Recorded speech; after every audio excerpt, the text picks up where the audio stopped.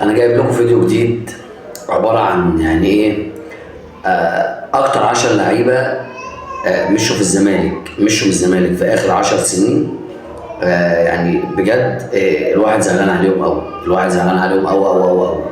فنبدا كده طبعا هنجيبها بالترتيب كده من تحت لفوق. رقم 10 كابتن حازم امام، طبعا كابتن من كباتن نادي الزمالك، راجل محترم ولاعيب كرة خلوق، وعلى قد ما قعد في نادي الزمالك ما شفناش منه حاجه وحشه.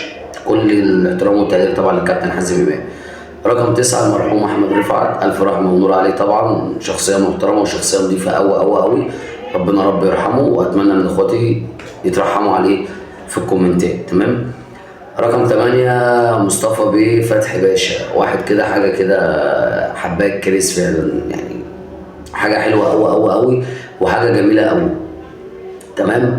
رقم 7 طبعا هيبقى الاسطوره يوسف اوباما، واحد برضو من الناس المحترمه قوي اللي فوق دماغنا عامه. راجل محترم ولاعيب كوره زمالك كتاب، بس هو في اخر فتره اللي ديت ما وفقتش معاه في يعني الحظ ما حلفوش. تمام. رقم 6 محمود عبد الرحيم جنش.